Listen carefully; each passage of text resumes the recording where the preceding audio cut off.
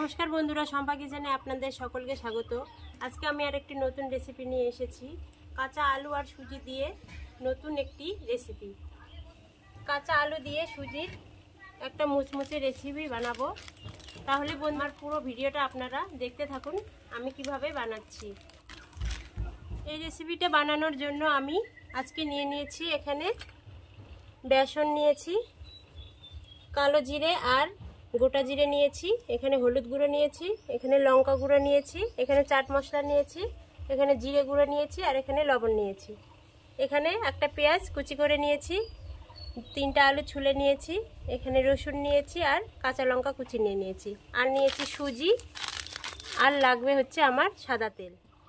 তাহলে বন্ধুরা আমার পুরো ভিডিওটা দেখতে থাকেন আমি কিভাবে বানাচ্ছি।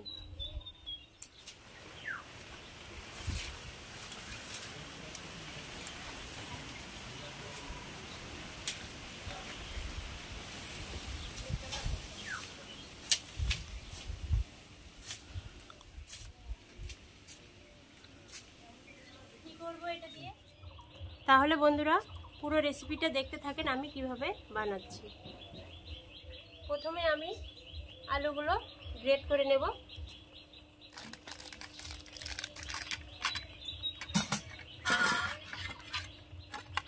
গ্রেটারের সাহায্যে এভাবে গ্রেট করে নেব।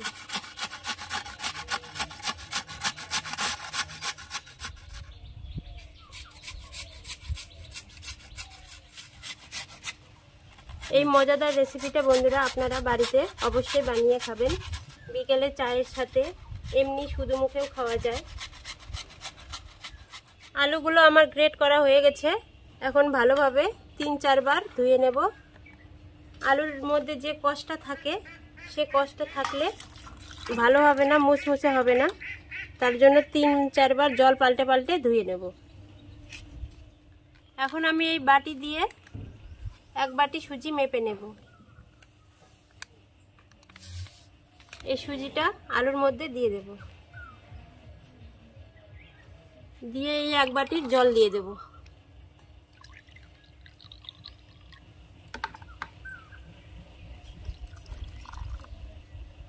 এখন আলু আর সুজিটা ভালোভাবে মিশিয়ে 15 মিনিটের জন্য রেখে দেব। বন্ধুরা সুজি আর আলুটাকে ভিজতে দিয়েছি 15 মিনিটের জন্য। এদিকে আমি তাতে রসুন আর পেঁয়াজটা বেটে নেব। আপনারা চাইলে কুচি করে নিতে পারেন, না হলে গ্রেট করেও নিতে পারেন। আমি একটু বেটে নেব।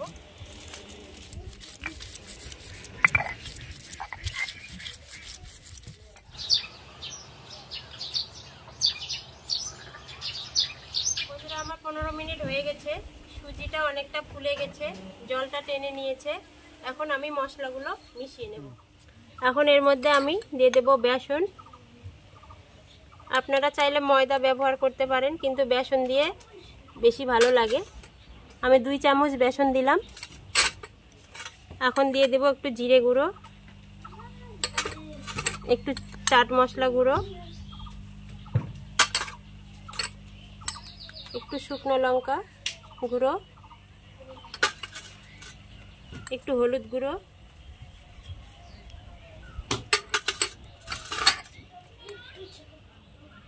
আর স্বাদ মতো লবণ। আর আমি পেঁয়াজ আর রসুন যেটা বেটে রেখেছিলাম সেটা দিয়ে দেব। কাঁচা লঙ্কা কুচিগুলো দিয়ে দেব, দিয়ে এখন ভালোভাবে মিক্স করে নেব।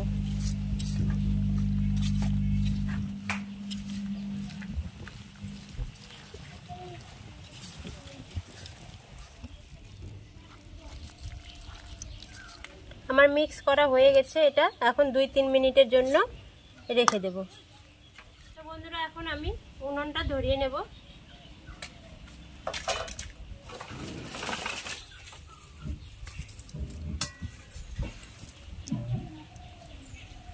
বন্ধুরা আমার কড়াই গরম হয়ে গেছে। এখন আমি তেল দিয়ে দেব। সাদা তেলে রান্না করব। এখন এর মধ্যে কালো জিরে আর গোটা জিরে ফোড়ন দিয়ে দেব। আপনারা চাইলে সরষে ফোড়ন দিতে পারেন। এখন সুজির এই মিশ্রণটি দিয়ে দেব।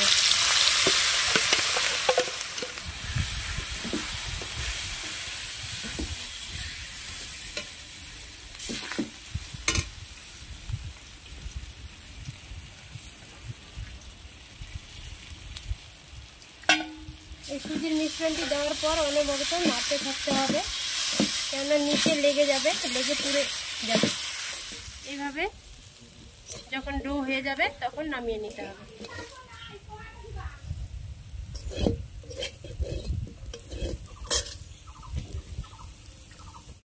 তো বন্ধুরা, এই ডোটাকে এখন থালাতে এভাবে ছাড়িয়ে নেব।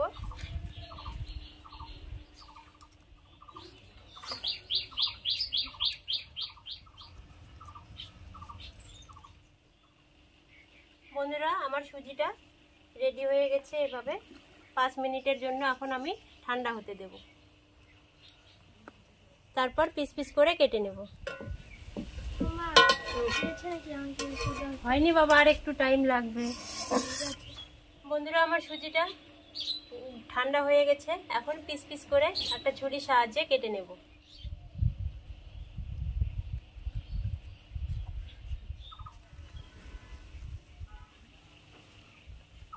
এইভাবে 4 কোনা করে সব পিসগুলো আমি করে নেব। বন্ধুরা, আমার সব পিসগুলো কাটা হয়ে গেছে। এখন পিসগুলো ছাড়িয়ে নেব। দেখুন কত সুন্দর পিসগুলো উঠে আসছে। বন্ধুরা, আমার সুজির পকোড়াটা কেটে নেওয়া হয়ে গেছে। এখন আমি ভেজে নেব। বন্ধুরা, আমার কড়াই গরম হয়ে গেছে। এখন আমি তেল দিয়ে দেব। সাদা তেলে ভাজতে হবে। বন্ধুরা, আমার তেল গরম হয়ে গেছে। এখন সুজির পকোড়াগুলো ভেজে নেব। হালকা গরম হবে তেলটা, তখনই দিয়ে দিতে হবে, খুব গরম করে দেওয়া যাবে না।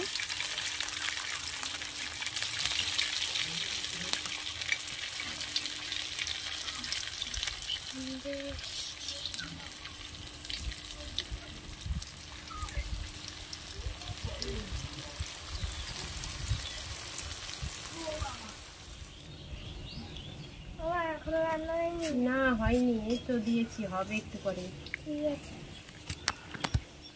বন্ধুরা, এই সময়ে উনুনের আঁচটা কম রাখতে হবে, যাতে ভালো করে পকোড়াগুলো ভাজা হয়।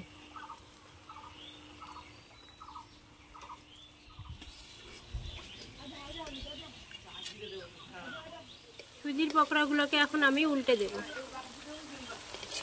দেখুন বন্ধুরা, একটাও ভেঙে যাচ্ছে না।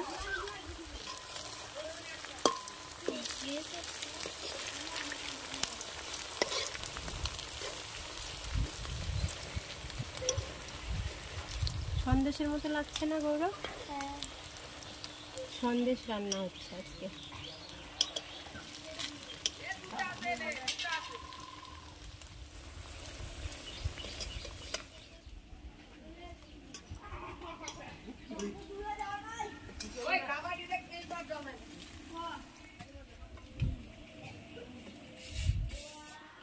বন্ধুরা, আমার সুজির মুচমুচে পকোড়া হয়ে গেছে। এখন তুলে নেব।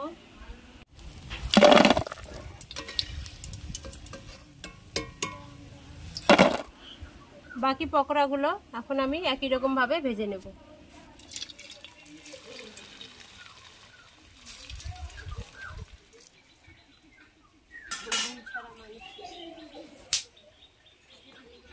গৌরব, কি খাচ্ছ? পকোড়া। পকোড়া খাচ্ছ? কিরকম লাগলো? ভালো।